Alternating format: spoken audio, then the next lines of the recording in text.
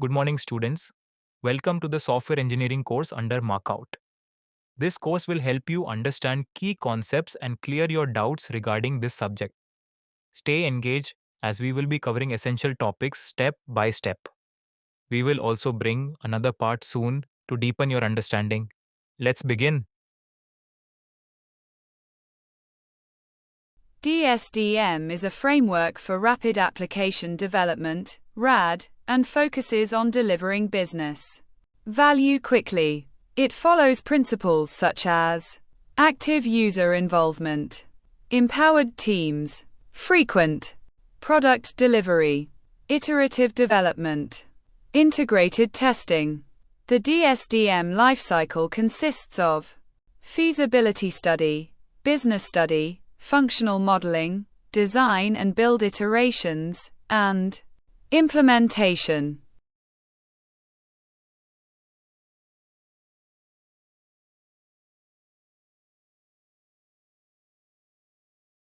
Good morning, everyone. Today, I am delighted to speak about one of the most effective agile methodologies, Dynamic Systems Development Method, or dsdm. This framework is designed to deliver projects efficiently while ensuring high quality and business alignment. Unlike traditional models that may be rigid and slow, dsdm embraces flexibility, collaboration, and continuous improvement. Let's explore the key principles of dsdm that make it a robust and powerful approach for modern software development. 1. Active user involvement is imperative. Ambassador users. In dsdm, user engagement is not an afterthought. It is a fundamental necessity. Active user involvement ensures that the final product aligns with business needs. Ambassador users act as representatives of the broader user community, offering insights and continuous feedback throughout the development process. This keeps teams aligned with real-world requirements and user expectations. 2. dsdm teams are empowered to make decisions. One of the core values of agile methodologies is team empowerment, and dsdm is no exception. Decision-making authority is delegated to the teams who are actively working on the project. This autonomy allows teams to be more responsive to changes, address challenges proactively, and deliver solutions faster. By eliminating bureaucratic delays, dsdm ensures that development remains agile and effective. 3. Focus on frequent product delivery. Unlike traditional waterfall models that focus on one big release, dsdm emphasizes incremental deliveries. By producing frequent iterations, teams can validate progress with stakeholders, gather early feedback, and adapt to changing needs. This iterative approach minimizes risks and ensures that the final product is aligned with business expectations. 4. Product acceptance is fitness for business purpose. Success in dsdm is measured not by exhaustive documentation or rigid adherence to initial requirements but by whether the product effectively meets business needs. A product is considered acceptable if it is functional, fit for purpose, and delivers value to the business. This mindset prevents over-engineering and ensures that development efforts are always aligned with real-world requirements. 5. Iterative and incremental development. To converge on a solution, dsdm promotes a step-by-step approach where development happens in small, incremental cycles. With each iteration, the system evolves, improving in quality and functionality. This approach prevents large-scale failures by allowing teams to continuously refine and enhance their solutions, ensuring a more predictable and manageable development process. 6.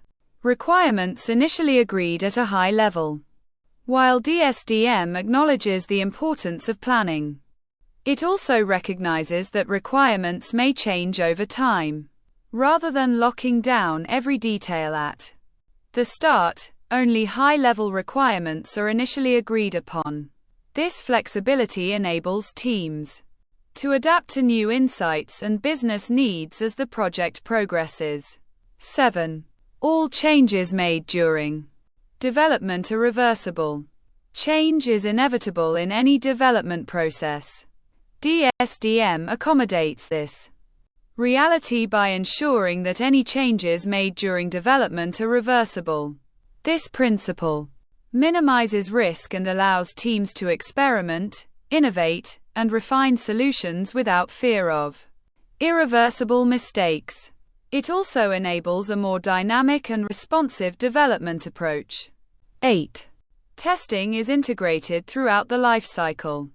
Unlike traditional models where testing is done at the end, dsdm integrates testing throughout the entire development lifecycle. This continuous testing approach ensures that defects are identified early, reducing the cost of fixing errors and improving overall product quality. By embedding testing into every phase, teams can maintain high reliability and performance standards. 9. Collaborative and cooperative approach among all stakeholders is essential. Successful projects rely on strong collaboration. dsdm fosters a cooperative environment where developers, business stakeholders, and users work together towards a common goal. Open communication, mutual trust, and shared responsibility ensure that projects move forward smoothly, with fewer misunderstandings and conflicts. Conclusion. In summary, dsdm offers a practical and effective way to develop high-quality solutions while maintaining flexibility and agility. By prioritizing user involvement, empowering teams, delivering frequent releases, and fostering collaboration, dsdm helps organizations achieve success in a rapidly changing world.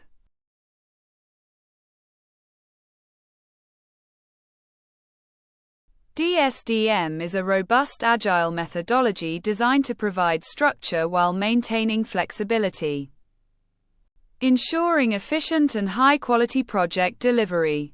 The life cycle of dsdm consists of well-defined phases that guide teams from project inception to successful implementation.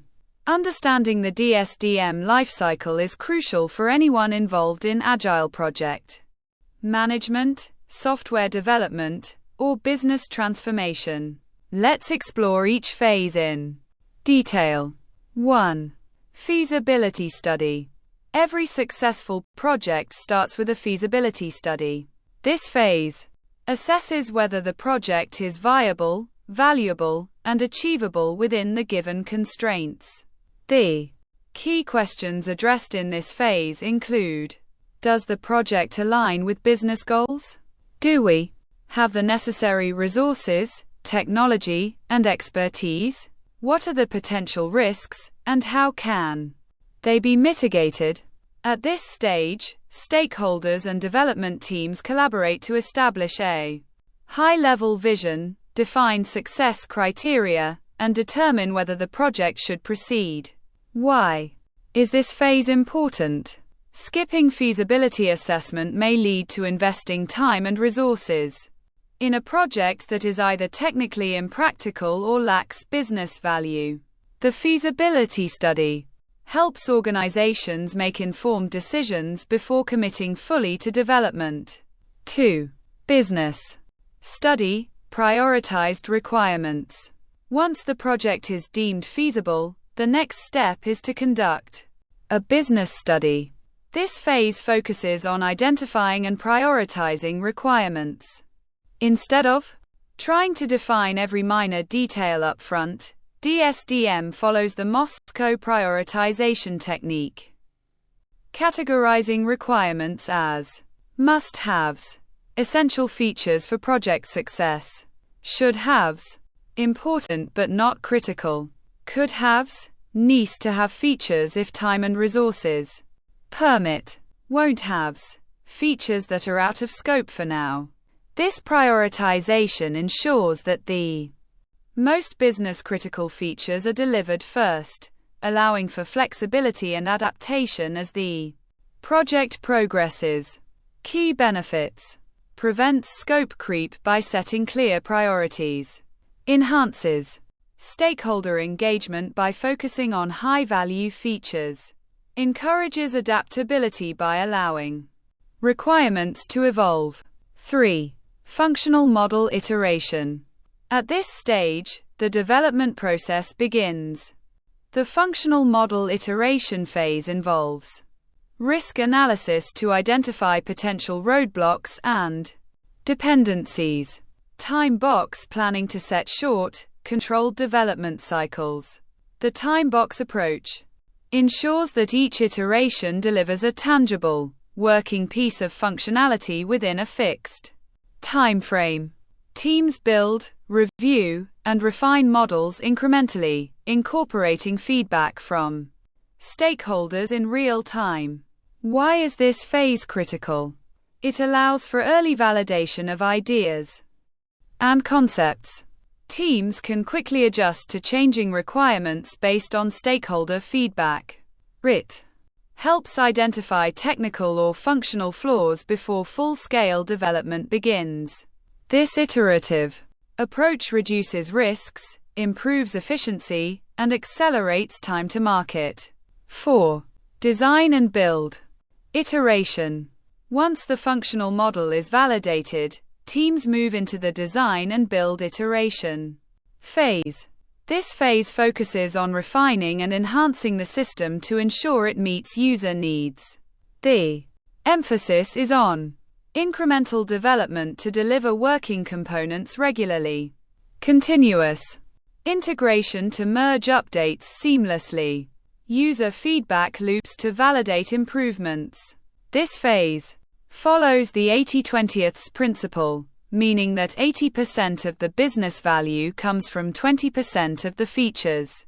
Therefore, teams prioritize delivering the most impactful functionalities first while keeping the system flexible for future enhancements.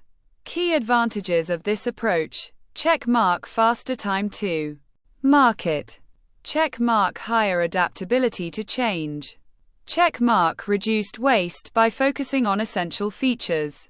By the end of this phase, the system should be fully functional and ready for final testing before deployment. 5. Implementation. The final phase of the dsdm lifecycle is implementation, where the product is deployed into the live environment. However, unlike traditional approaches where development and deployment happen in isolation, dsdm ensures that users are actively involved in acceptance testing. Training and support mechanisms are in place. Post-implementation reviews are conducted to identify improvements. This phase marks the culmination of iterative development and the beginning of real-world usage. Continuous monitoring ensures that any last-minute issues are addressed promptly and that the system meets its intended objectives. Why is implementation more than just deployment? In agile methodologies, implementation is not just about delivering the product but also about ensuring successful adoption.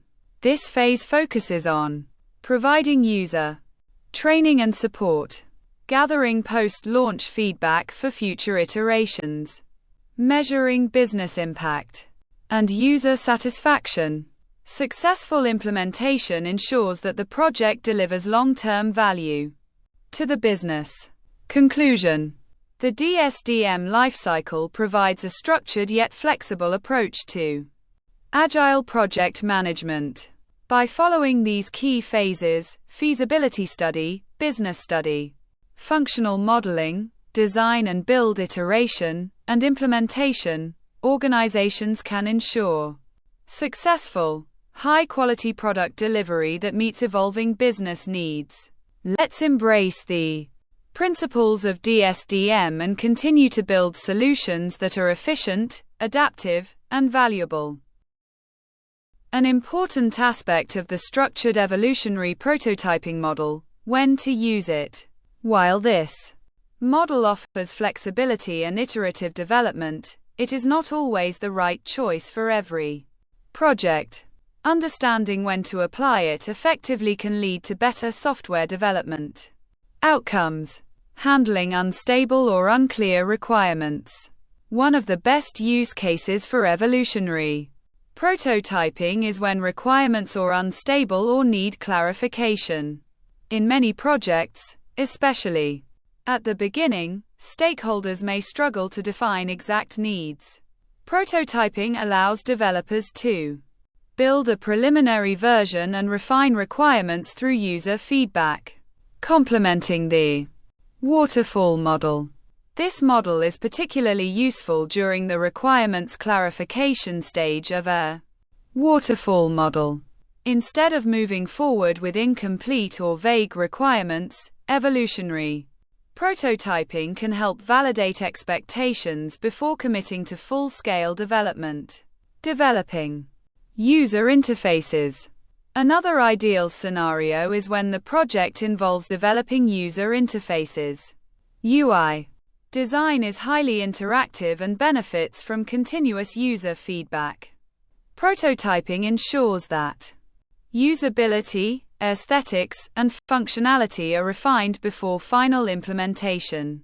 Short-lived demonstrations. Prototyping is also effective for short-lived demonstrations. If you need to showcase a concept, test a new idea, or present a working model for approval, a prototype provides a functional representation without the need for full-scale development.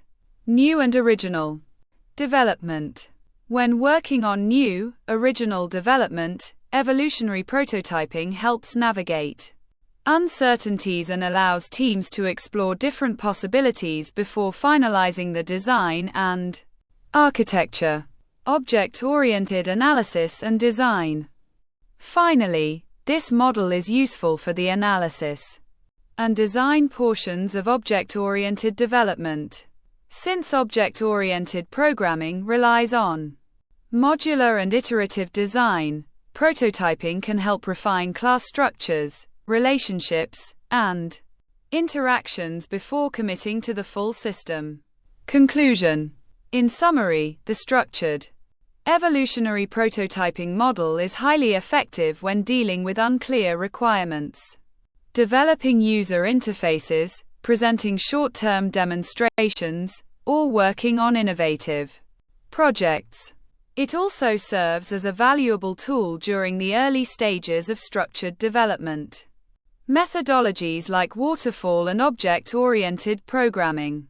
By strategically applying this model where it fits best, teams can create better software with improved user satisfaction.